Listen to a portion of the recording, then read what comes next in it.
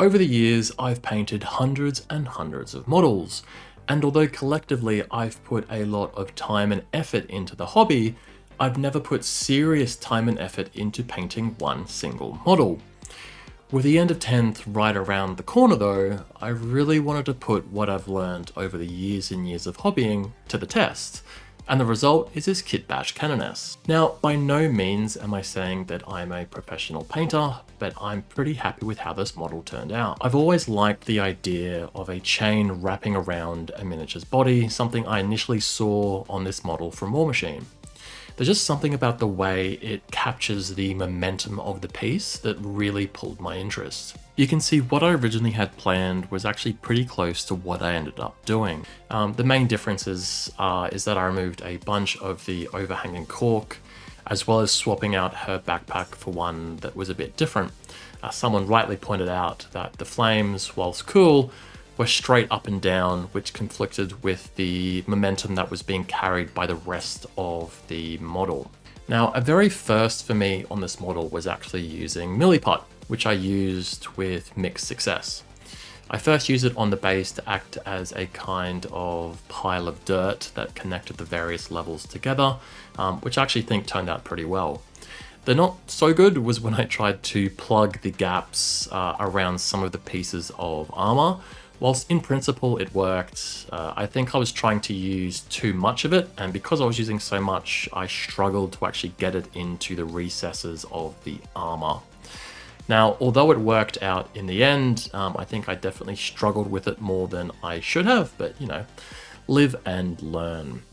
Overall, I'm pretty happy with the usage of Milliput on this model, even if it was only a little bit, and I'll definitely be incorporating it into my hobbying for subsequent models. Now, with the Milliput all applied and dried, I then added some earth to the base and dragged the flaming thingy through it.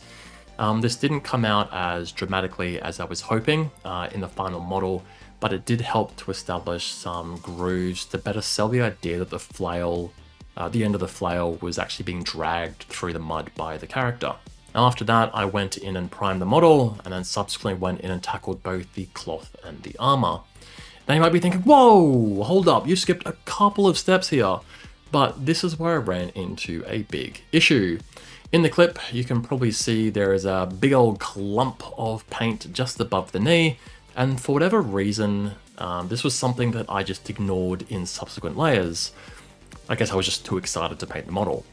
After finishing the armor, I recognized it and was like, oh, that is not good. And although I probably would have left it if it was any other model, because this was a centerpiece model and really a model that I was using to highlight how my hobby had progressed over the years, I really couldn't leave it. So I dumped the entire model in some isopropyl alcohol, stripped everything and started again. Whilst annoying, it honestly turned out to be a good thing because it allowed me to have a better think about how I actually wanted to incorporate the various pieces together. Obviously we've got the cloth, which is purple, and the armor, which was a deep blue going up to a light grey blue. And without any way of drawing them together on the original piece, they were somewhat contrasting and didn't really work well together. So taking that in mind, after stripping the model and priming it, I then hit the entire model with a coat of deep sea blue, a step that I obviously missed out on my previous go at painting the model. Now the reason this was great was because I used this as a base for both the cloth and the armor, helping to have the shadows on both of the pieces being tied together with the same underlying color. Otherwise, the colors that the armor and the cloth ended up being were very contrasting. So the shadow color being the same helped to draw them together as the same piece on the model. So speaking of the armor, starting with that base of deep sea blue, using wolf grey, I worked in more and more with each layer until I was left with just wolf grey for the highlights. Overall, it went something like a ratio of 70-30, then 30-70, and then 10-90, and then finally just using the wolf grey. I also applied a glaze of the 30-70 mix onto all of the armor to help blend all of the previous layers together. Now I feel that I probably could have done a little bit more glazing, because in a few places that you'll see, there's definitely some distinction between the various layers, but overall I'm pretty happy with how I blended the layers together. Now with the armor done, I moved on to the cloth, which I painted using deep sea blue, blue violet, and ice yellow. Using a very similar approach to the armor, I worked from the shadows to my midpoint, using just the deep sea blue and the blue violet, working in layers of 70-30, 30-70, and then just straight blue violet. After that, I followed the exact same approach with a blue violet and ice yellow this time, until I was left with just ice yellow for the extreme highlights. Just like the armor, I then applied a glaze of the blue violet over all of the layers to help blend them together. And again, I feel I probably could have done this a bit more, but overall I'm pretty happy with how the various layers of purple are blended together. Now I took a photo of the model after I'd completed both the armor and the cloth, and I was honestly pretty happy with how the model was looking.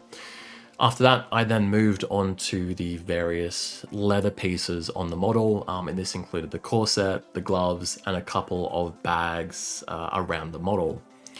I started with a base of charred brown, and then worked in earth until I was just left with earth to act as the highlights.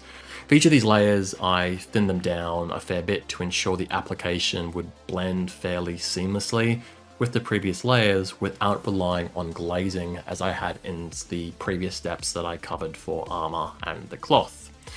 Now with the final layer of earth, I then applied a coat of earth to the purity seal flappy bits, which I then followed up with some khaki, and then scribbled some lettering in with some charcoal. Now you may have noticed that I based all of the red bits with charred brown as well. I then worked in some flat red with the charred brown to build up the layers of the red. I feel this combination of colors really helps to sell the red as a deep, almost royal-like premium color, and helps to subtly contrast with the blue of the armor and the purple of the robes. Now with those all done, I moved on to the top section of the model, and I went and hit all of the metal bits with a base of dark gunmetal before then layering in some silver to help bring up the intensity and brightness a little bit. At this point, I was really feeling the model as well, as the core of the model was really coming close to completion.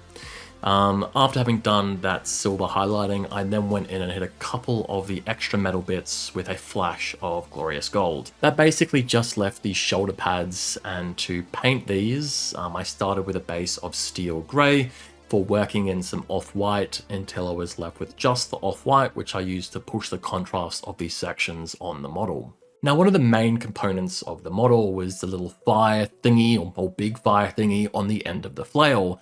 And I painted this by initially blasting the entire thing with some carnelian orange, before then following it up with a coat of seraph red, and then finally a coat of violet ink, before then going in and hitting all the metal with some gunmetal. The intention of the color progression here was to mimic fire in real life, where obviously the further away a fire gets from the source of the fire, the darker it gets. Now, with the majority of the model done, it was time to give her a bath. To do this, I mixed up a wash of Starship Filth with some white spirits from AK Interactive. After mixing this up to a wash-like consistency, I applied it to the whole model and left it for 30 seconds, after which I swooped in with some makeup applicators and removed any of that excess oil. In a couple of the places here, I actually went in with some makeup applicators dipped in white spirits to help remove even more of that oil wash. Now, before assembling the model and finishing off the base, I had to paint the face. It rhymes. So the techniques I used on the face were brand new to me as well. So basically meant I was trying a whole bunch of new things on this model, which was great. Now, because this was a centerpiece model for me, I painted up 3 different heads. So if you see random heads in the various pieces of footage that I show, that is why. So to begin, I hit all of the heads with a grey prime, and then follow this up with a dark base coat for the skin to build up from. I then used a couple of different zenithal highlights from above and below to help establish the highlights and shadows. Firstly, I hit the model from above with a white ink, Following this up with a blast of a light skin color from the same direction. To help establish the shadows on the face, I then went in with a zenithal highlight with Guilliman's flesh from below. And now for everyone's favourite bit, the eyes. Using a very small brush, I carefully painted in the whites of the eyes using white ink. After that dried, I went in again with some charcoal, very careful to lightly touch the eyes. I generally had very mixed success with painting eyes in the past, but I'm pretty happy with how these have all turned out, especially with the eyes on the head with the bobcat. Bobcat. Obviously did end up using this particular head, but I was pleasantly surprised with myself with how not just the bobcat head turned out, but all of them. After the eyes were done, I then mixed up a deep purple oil wash and applied it to the faces, leaving it for a couple minutes before then removing any of that excess oil with some makeup applicators. After that was dried, I then went in, painted the hair, that then left me with 3 faces I was pretty happy with. I feel the overall painting of the bobcat head is better, but the screaming mouth with the scars on it, that face, although it wasn't painted as well, it just fit the theme of the model and the momentum and the action of what the character was doing a bit better, so I ended up using that face instead. With everything else done, it was time to move on to the base. After a grey prime, I hit the little cliffs on the base with a coat of dark blue grey, before then moving on to the dirt, which I painted with earth. Wanting to simulate the earth having been burnt from this hot flail, I then blasted the area where the flail head will be resting with some charred brown before then following this up with a smaller coating of charcoal. I finished the base with a coat of stonewall grey, and now I was ready to start the riskiest bit of the entire process, the OSL. I put the model on the base and gave it a good look to figure out where I actually wanted to put in the OSL. On previous models, I feel I often very much overdo bounce lights and OSL, so I took a really conscious effort to really apply the less is more sort of mentality. Now for the OSL, I hit the areas with some white ink before then using the same colors that I'd previously used on the flame. So starting with a coat of Carmelian Orange, before then a dazzling of Seraph Red on the outskirts of where the bounce light would be. I also blasted a couple of plants with some charcoal to help simulate that they have been sizzled by the heat of the flail. And now onto the home stretch, I attached the chain to the model, hit it with a coat of dark gunmetal before then washing it with some Nuln Oil and then highlighting it with some dark gunmetal mixed with some silver. I also hit the power pack of the flail with a blast of fluorescent blue, as well as the little blinky lights on the model's power pack with some red ink. I then fully assembled the model, hit it with a gloss varnish, and it was finished.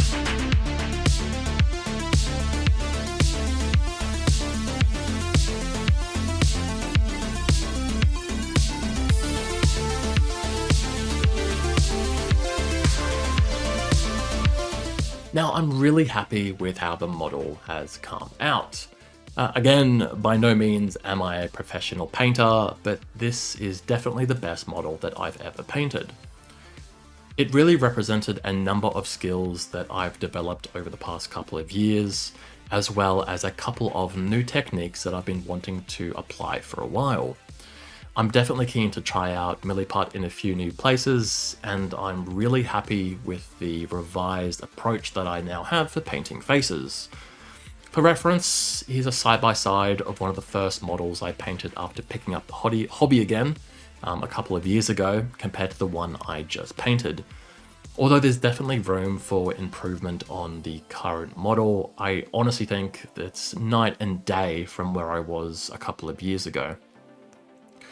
Overall, this will be the last model that I paint for 10th edition, and I'm honestly pretty proud of myself for the kit bash and the paint job that I've managed to pull together. My next video will likely be some of the fresh new models from Armageddon box sets, so definitely keep an eye out for that. And whatever the case, I hope you have a fantastic rest of your day, and until next time, see ya!